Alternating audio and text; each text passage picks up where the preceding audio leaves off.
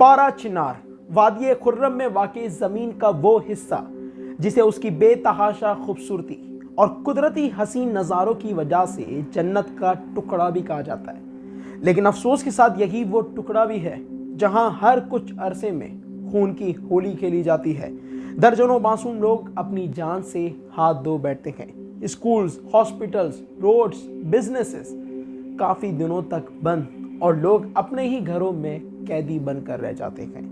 वजह एक खतरनाक वायरस जिसे कहते हैं फिरका वारियत। शायद आपको भी यही लगता हो, क्योंकि मेन स्ट्रीम मीडिया पर और सोशल मीडिया पर ज़्यादातर यही तासुर दिया जा रहा होता है ना कि भाई ये जो भी पारा चिनार में या खुर्रम में हो रहा है, इस सब के पीछे की वजह है फिरका वारियत, मजहबी इख्तिलाफात। ये शिया सुन्नियों का मसला है जिसकी वजह से हर कुछ अरसे बाद वहाँ पर लड़ाइयाँ होती हैं। लेकिन क्या हकीकत में यही मसला है या इसके पीछे कुछ ऐसे मसाइल हैं जिन्हें जानबूझकर सालों से हल नहीं किया जा रहा? चलें आज की इस वीडियो में इन्हीं सवालात के जवाबात को जानते हैं।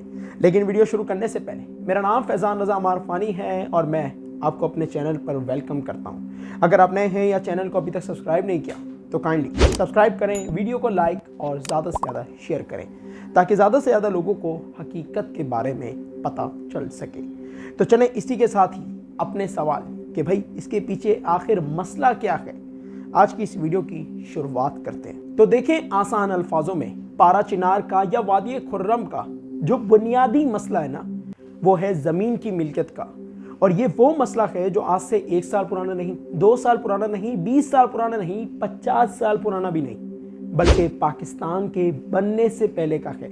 पाकिस्तान के बनने से पहले भी यहाँ के मुख्तलिफ कबाइलों में ज़मीन की मिल्कियत को लेकर इख्तिलाफात रहते थे। और अभी ये जो मसला शुरू हुआ इस साल 2024 के जुलाई के आखिर में जो शुरू हुआ था और अभी तक भी चल रहा है, इसके पीछे की भी अगर हम बुनियादी मसाइल को देखें या क्या वजह थी जिसकी वजह से लड़ाई शुरू हुई, तो वो था ज़मीन का मसला।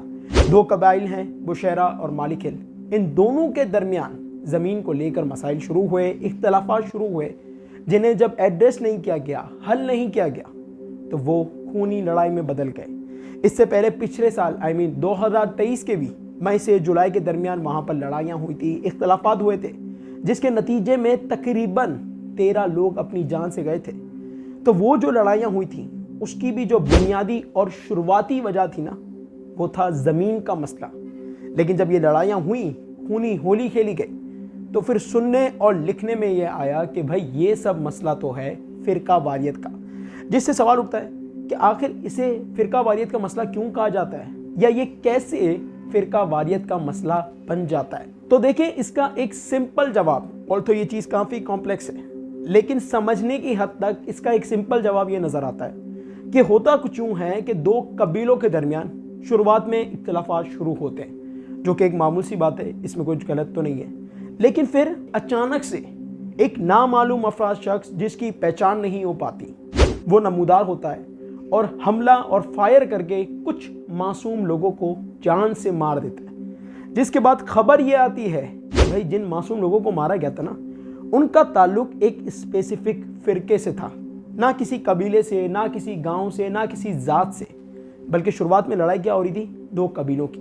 लेकिन इसे ऐसे बताया जाता है कि भाई ये किसी फ़िरके के लोगों को मारा गया है, जिसकी वजह से ये जो पूरा इख्तिलाफात की डायरेक्शन होती है ना, वो ही बदल के रख दी जाती है। और ये सुनने में और समझ में आता है कि भाई ये सब तो हो रहा है फ़िरका वारियत की वजह से। शुरुआत में एक हमला होता है जिसमें एक फ़िरके के लोग मारे जाते हैं, फिर दूसरा हमला होता है जिसमें दूसरे फ़िरके के लोग मारे जाते हैं, और फिर ये साइकिल, ये लड़ाइयाँ ऐसे ही चलती रहती हैं। और अफसोस के साथ हमारी हुकूमतें, हमारी लॉ इन्फोर्समेंट एजेंसीज़ को तब होश आता है जब बात हाथ से निकल चुकी होती है, जंगल में आग लग चुकी होती है।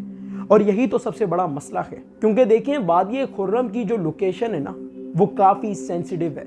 इसका बॉर्डर अफगानिस्तान के 4 सूबों से लगता है, वो भी वो सूबे हैं जिन्हें मिलिटेंट ग्रुप्स के लिए महफूज पनाहगाह समझा जाता है। इसलिए जब भी इस खित्ते में आप देखेंगे ना, इस खित्ते में जब भी लड़ाइयाँ या इख्तिलाफात शुरू होते हैं ना, तो इन मिलिटेंट ग्रुप्स को फ़ायदा उठाने का मौका मिलता है, जिसकी वजह से ना सिर्फ मासूम लोग अपनी जान से हाथ धो बैठते हैं, बल्कि जो फ़िरका वारियत का मसला है, दहशतगर्दी का मसला है, इसको भी हवा मिलती है। लेकिन ये जानने के बाद भी حکومت کا، خواہ وہ وفاقی حکومت ہو، صوبائی حکومت ہو، وہ لوگ یا وہ ادارے جن کی یہ ذمہ داری بنتی ہے کہ وہ اس مسئلے کو جلد سے جلد حل کریں، نہ کہ صرف اپنا ریئیکشن دیں، ان کی دلچسپی اس مسئلے کو حل کرنے میں زیادہ نظر نہیں آتی۔ ورنہ آج تک یہ جو سیکیورٹی کا مسئلہ ہے، دہشت گردی کا مسئلہ ہے، زمین کا مسئلہ ہے، نامعلوم افرادوں کا مسئلہ ہے جو اچانک سے نمودار ہو جاتے ہیں، ان کے پاس اتنا اعلیٰ درجے کا اسلحہ آ جاتا ہے کہ ایک ہی وقت میں اتنے معصوم لوگوں کو موت کی نیند سلا دیتے ہیں، یہ مسئلے حل کر دیے گئے ہوتے۔ اب جب تک یہ مسائل حل نہیں کیے جاتے، جرگے بلا لیے جائیں، سیز فائر ہو جائیں، کچھ خاص فائدہ نہیں ہوگا۔